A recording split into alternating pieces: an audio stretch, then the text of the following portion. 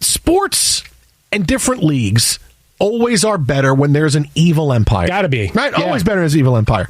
And clearly in the NBA, we have not had an evil empire for a little while, right? The Lakers, as much as polarizing as LeBron is, they don't win enough to be an evil empire, right? They don't. It's hard. You can't really hate the Warriors. It's hard to hate Steph. Well, we did. It's hard. No, I mean, look, you can just be realistic about the Warriors, and their fans might not like it, but it's hard to hate Steph. No, but a couple of years ago, they got hateable. Not individually, really, but as a squad. Yeah, okay. Because you were tired of them. Yeah, but it's like when LeBron was making all his runs. Yeah, like, but that's different. LeBron was always polarizing. Yeah, but he's also there every year. But it's like the Patriots. People get tired of seeing them. There's a difference between being an evil empire and just being tired of seeing a team. It's like, oh, them again. I'm turning it off. No, but it's the Yankees. They were evil because they were in your face and they won a lot. I'm going to go watch Silo. They suck. Nobody cares. I don't care about this game.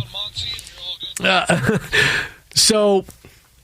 if the NBA had an evil empire, it would work even better than it is now. And it's hard because you're looking, okay, who are the teams that can dominate? But I'm telling you, the Denver Nuggets have the potential of being a great evil empire. How? Right? Because they're because dude dresses like Drew? Stop. I mean, because he's great. A super villain? No, that's the best part. I mean, come on. Good night, Agnes. Never get older. No, because they have this optic of being unlikable, right? You have Michael Malone, who always has been, hey, why don't we get more respect? And he's tried to tone that down a little, but it doesn't matter. He walks around going, I watched a TV show this morning, and 68% of the conversation was about the Lakers, 18% was about us, and the rest was about the off day for the Knicks. We are not getting the respect. So they have this optic that they're easy to not like, and that they're so into their own success, right? And why are you not celebrating our success like you should? Why is no one celebrating us and our excellence like you celebrate other teams, right? Malone can be very petty. Jokic is a superstar that he doesn't say anything. You see his excellence on the court, but it's really hard. He doesn't give you the big highlights that you want from other players. You can see what kind of player he is. He just one play from early this Lakers series where they were on a fast break, and he threw a bounce pass for a layup through three people. Yeah. That was just, oh my God, you got to be kidding me. So his excellence is really hard for the average fan to kind of understand. Well, he's also grew from Despicable Me. You have that. Well, and you added his brothers who want to get in fights at games. Well, no, look, they're hateable. But yeah, the group thing, we discussed. It's still part of the whole thing because they're not as personable, and because the coach is petty and they seem into their own success. Yeah, they're easy to kind of say, you know what, I just don't like them. And it would be great for the sport. They should embrace that. They should embrace, hey, I don't care if you don't like me and you like LeBron James more, we're going to win the championship anyway. They really have that evil empire aura about them. If they win again and they go into next year and Malone is at press conferences and the parade saying, you still don't respect us as much as we could, and Jokic is disappearing and you don't hear from him at all. No, it's actually a team that it's going to be pretty easy to get behind, them being the evil empire. They're the Spurs. No, they're more interesting than the Spurs. They're more interesting than the Spurs. No, but Malone is Popovich, if you're going to go down that road, right? Of I'm going to give you some short answers and got to be a jerk, but it's a joke just between us, right? But the viewer isn't in on the joke. And Michael Malone, it's Mike. You think about his whining or looking and trying to get some attention for the squad. I don't know. I just kind of tune him out. Jamal Murray seems likable. I mean, he flexed on LeBron after dunking on him. That was kind of fun. Yeah. Michael Porter's got too many brothers in jail or, lots every of stuff day going on there. There's a bad today, boy, again, I asked it before this last series. That's just a lot of stuff swirling around, man. I'm going to concentrate and play basketball.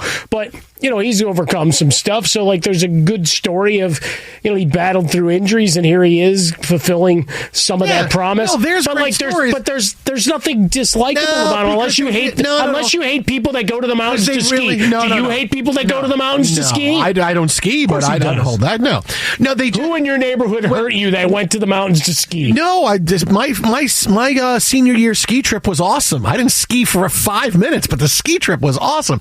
Whenever whenever a team seems they're more into their success, because they seem very into their own success, and it's a optic of you should be more into our success as well, and things kind of flow from there. Again, it's not going to be difficult for them to suddenly be, oh, we're the evil empire. Well, if they all show up blinged out at the when they get their next hunk of metal, or they throw it back at Silver saying we need a bigger one because we're better. I mean, I don't know.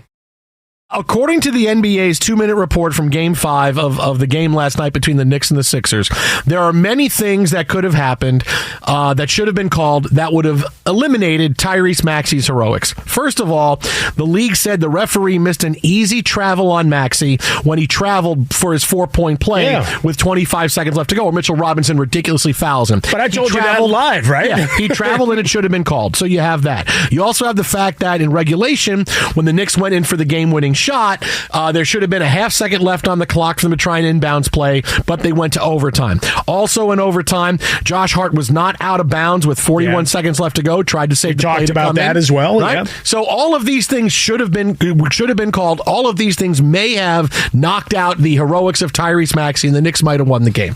But here's where I put my money where my mouth is, right? I don't care. Okay? I don't care. I'm not going to sit here and say, oh, see, had the referees called that travel. Really, I'm going to sit here and say the referees called a travel. They would have won, really. Had they called that Josh Hart had the ball and knocked it back in bounds with 40 seconds left, the Knicks would have won.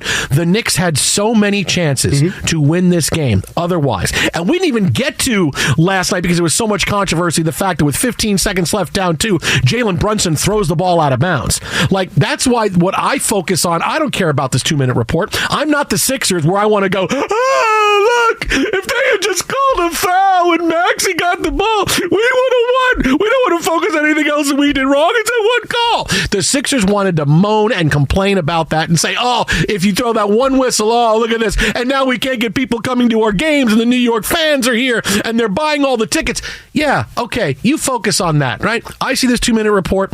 It's too bad. It's too bad they didn't call these plays. But I don't think back to say, oh, man, that ball was in bounds. Josh Hart really had that ball was in bounds. The Knicks would have won. Oh, Tyrese Maxey really traveled on that, and they should have called it. When are they going to call traveling? I mean, seriously, I'm not looking at any of these and saying, oh, the referees took it away from us, right? I'm out there saying, the Knicks blew it. They got to get back out tomorrow and win. And I'm ready for the game right now. I don't want to wait 24 hours this bleeping game again because I want him to be out there right now. But I'm not going to sit back and say, oh, it's the referee's fault. And it's embarrassing for me that the Sixers are still in this series when all they wanted to do was whine and complain about things happening to them. And here they are at 3-2, and they could probably wind up winning tomorrow night. They'll probably win game 7. I'm going to call in sick all week next week. Like, it's not enough that I got to sit here and watch them complain about things and lose mental focus. But I'm looking at the Knicks going, how did they blow this? That's all he did was when this 2-minute report came out, I'm just reliving this. I'm reliving again the final 30 seconds of regulation and overtime when they had plays and they couldn't make them and they couldn't win the game. That's what I look at. Sorry, that's me. So when I say, oh, the fouls are fouls are fouls, no, that's not what I'm saying. I'm not going to sit here and complain and go, yeah, it got taken from us. I'll let the Sixers fans do that. There. Oh, look at me. I'm better than the Sixers fans. I am. Well, look at me. You said it, I did. Look at me. I'm better than the Sixers. Jason Smith, greater than 76ers. That's what it should be. Not even equal to or greater than. Just straight greater than. Yeah, I mean, yesterday you didn't do any complaining. You just... greater than 76ers? Well, you just complained and got sad. I complained about the Knicks, and I got sad. You complained about the Knicks, and you got really sad and despondent. And when we did a 4-hour therapy session... We played a lot of sad music last night. No. I mean, between Broadway night and last night, I mean, we really run the gamut and really expanded the musical horizons of the show. I told my daughters that we had Broadway night the other night. They were very excited. Oh, I bet they were. What'd you play? We played Masquerade. When I was explaining... We played Think of Me from Phantom. Well, my brother, who's going with us to the Dublin part of the European vacation later on as the summer gets started, he goes, hey, did you figure out what you're doing for London? And Maddie goes, well, the ABBA thing and then Phantom. And I go, well, we use Phantom on the show. She goes, yeah, that was really cool. My brother goes, it doesn't sound like you're really excited to go see Phantom. She goes, yeah. All right, so there you have it. Yeah. So, yeah, you got really sad and despondent. I'm trying to sell those tickets on Craigslist. No, they're actually pretty good seats, and there's no obstruction. You want to go see Phantom in London? Hey, Hey, man, I got to the night before to get a refund. Mine is only like $10 a ticket. Bought the insurance, pal. I'll take the money and quid. If there's that. How do you pay? How do you know? Was it euro? What did they use? Say quid. What did they use? You just wanted to say quid. The quid. But yeah, so Euro. psychologically, it was a very difficult night for you. I thought we got you through.